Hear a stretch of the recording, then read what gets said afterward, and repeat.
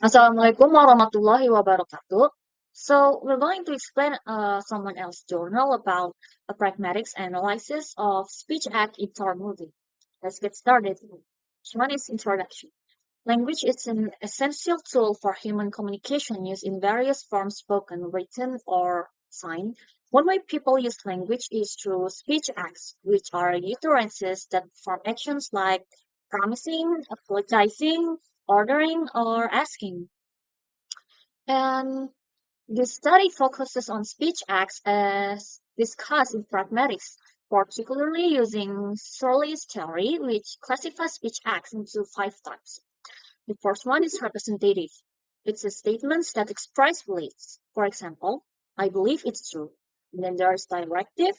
It's asking or ordering orders. For example, close the door. And then there's commissive. It's like promising or committing to actions. For example, I will help you. And then there is expressive. It's like showing feelings. For example, I'm sorry. And then there is declarative. It's like changing the world by saying something. For example, I now pronounce you husband and wife. So, in addition, Surley also distinguishes between direct and indirect speech acts depending on whether the structure matches the function of the utterance. The object of this study is the term movie, focusing on the main character's utterances. The objective is to identify the types and classifications of speech acts used by Thor and analyze their usage in context. And next one is methodology that will be explained by Putri. Hello everyone, so I'm Putri and I'll be explaining the next part. So, the next part is methodology. The research uses descriptive qualitative method to analyze the speech act. The data were source utterance in the movie collected from the movie script, subtitle, and the film itself. Producer of the research included collecting the utterance spoken by Thor, classifying them based on Surly theory into types and classification, interpreting each utterance using pragmatic analysis supported by contextual understanding. Triangulation was done by three investigators to ensure occurrence and consistency. Okay. Next one is the funding order result. Restated findings with numbers 4 out of 5 classification of speech acts appear in the third utterance. The first one, representative, the total is 56 occurrence. Second one is directive, total of 46 occurrence, and the third one is commissive, total of 20 occurrence, and fourth is expressive, total of 29 occurrence, and then next one's the declarative, total of 0 occurrence, and the type of speech act, the total of direct of 940 times, and the indirect is 911 times. And the next one will be explained by my friend Kamalia. I'm kamalia, rosidah. Explanation of each finding. Representative. Thor use utterances like affirming, agreeing, and stating opinions. For example, I've changed without context. It's a statement, but in context, it may express disagreement, becoming an expressive or commissive act. And then directive. He often commanded, ordered, or requested others. For example, get him to the healing room.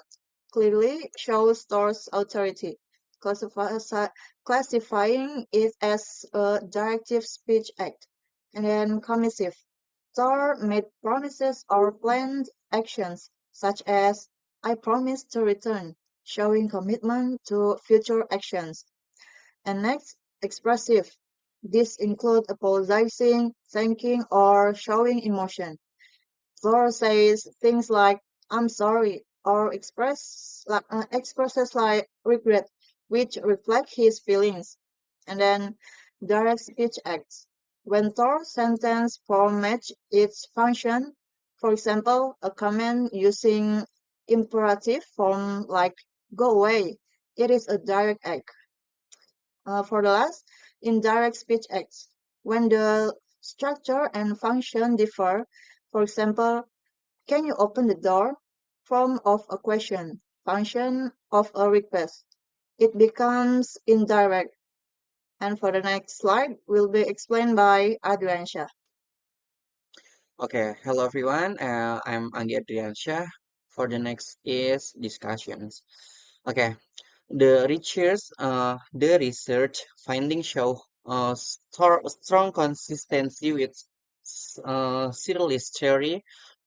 Previous studies also found that representative and directive types are the most common in action-oriented or dialogue-heavy setting in like movies. Okay, pros. The study highlights how speech acts appear naturally in movies, reflecting real-life communications. Uh, Second, it provides a clear application of theory in a particular medium or film. So, cons.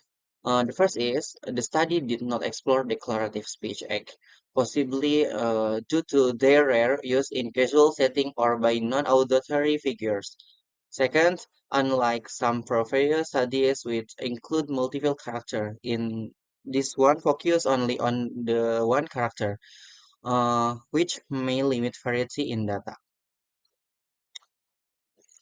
So for the conclusion is, this study confirmed that speech act, especially representatives and directive, dominate the language used by the main character in the Door movie.